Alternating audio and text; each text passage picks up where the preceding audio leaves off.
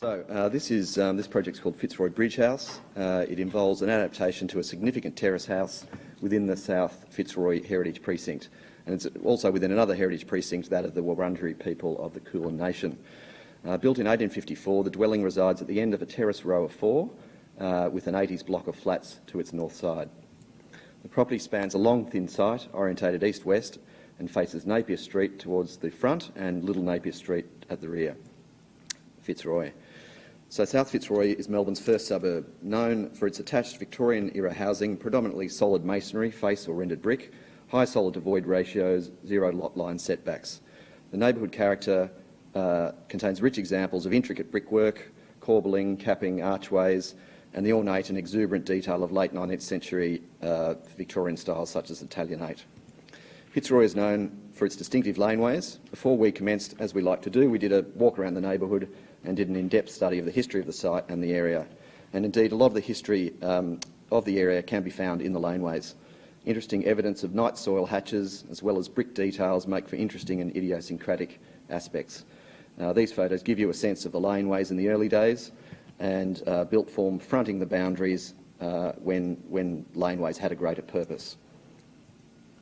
The subject site contained a checkered history. For most of its life, it operated as an apartment house, a kind of shared accommodation commercial premises. The MMBW plan from 1899, you can see that the site is actually an amalgamation of two buildings, 51 Napier Street to the front and 28 Napier to the rear.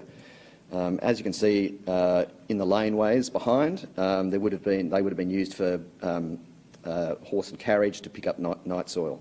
And this is the photo of Little Napier in 1899 with buildings facing onto it.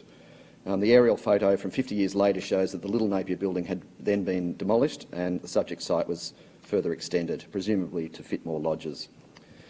These are the existing photos. When we came to the project, there were dark, long corridors, south-facing rooms, and you can see the external building had been adapted several times. Existing floor plans, first floor rooms were all very narrow and south-facing. As the property is in a heritage overlay only, not a state-listed property, demolition of the rear wing was permitted as long as it didn't adversely affect the streetscape.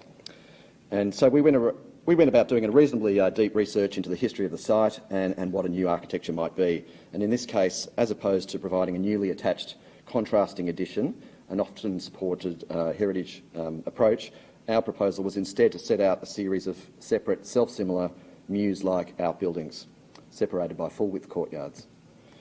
And the client's briefing objectives were to bring light and air into the centre of the long, thin site, connect the buildings such that it doesn't compromise light into outdoor spaces, maximise the upper level footprint through reduction of stairs, and provide self-contained rear bedroom above the garage studio with separate rear access for multi-gen living. Mews buildings. The idea of Mews buildings in Victorian times was they were subsidiary buildings built behind large front houses that faced the main street. They were separated by courtyards that backed direct onto laneways, traditionally housing living quarters at the first floor level and ability to open up at ground floor level for horse and carriage, night soil access and the like. Reinterpreted, this character of massing, the programmatic objectives are similar, with a series of three two-storey buildings housing sleeping quarters above with an linked open living breezeway beneath, containing flexible living spaces that straddle two landscaped courtyards.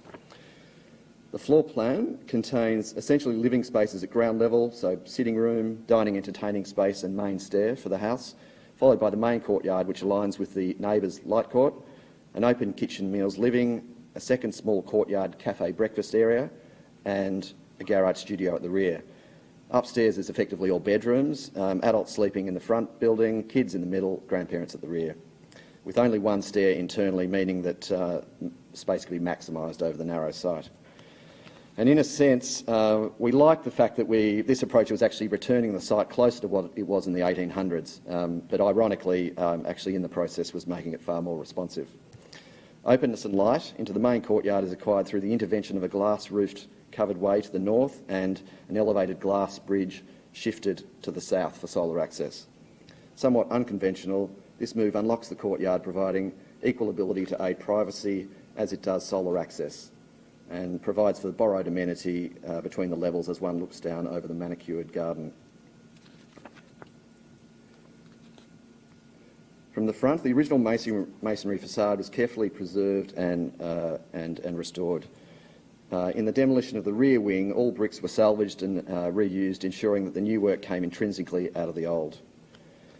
And even though the rear pavilions are new, we like the fact that they don't look new. They look like they might be old, remade from the stock of the original building. The gesture of repeating visually at upper level, repeating the arched windows at the ends of each building pays a nod to the local Italianate architecture and connects the bedrooms visually at the upper level, aiding a consistency and connection between the buildings and in keeping with the story of the site and the neighbourhood. When viewed from the public realm of Little Napier Street, the three buildings are unified by their material, texture, colour and solidity.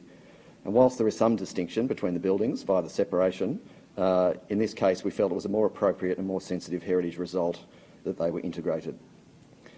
This is the first room of the house, which might have been a drawing room, and is depicted true to its time in a darker, more intimate room. Within the existing building, colour coding of original walls is allocated based on its story. For example, the nude pastel colour down the end colour adorns original walls, which is a bit of a play on Victorian times, the muted hues of Victoriana, whilst the newer walls are depicted in white. Douglas fir floorboards are utilised through the front pavilion, an interpretation of Baltic pine, whereas Australian hardwood is used through the rear pavilion. Opportunities were taken internally where appropriate to allow for the act of revealing and exposing the trace of original materials.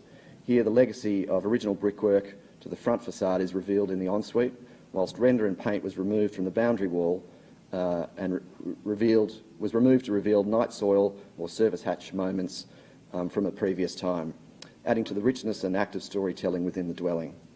Directly behind the heritage front building hides the inner courtyard and sounds of the Zen-like garden with pond and fountain inspired by the Asian heritage of the client. Essentially an internal room within the sequence of spaces, interior and exterior are blurred, and landscape becomes the central device in cocooning a private experience of calm within the urban grittiness of inner Fitzroy. The openness, informality of the rear have an emphasis on touch, textural and filtering of light. Interior, exterior and landscape are approached as an integrated idea. The detail and profiling of the brickwork provides a contextual play with the local laneway architecture, and interior finishes and furniture have a focus on the handmade, crafted and the individual. In a nod to Mews style buildings of London, where historic servants' quarters have been converted to self-contained studio residences and workplaces, this studio has flexibility to do the same now or in the future. With rear access for multi-gen visitors, it allows for this space to change over time, paying a nod to the reactivation of laneways as community spaces and to accommodate future densification of our cities. Designed as a home for a family, the resulting conversion celebrates the legacy of the site and surrounds, material authenticity and creative adaptation that enable responsive family living on a challenging site.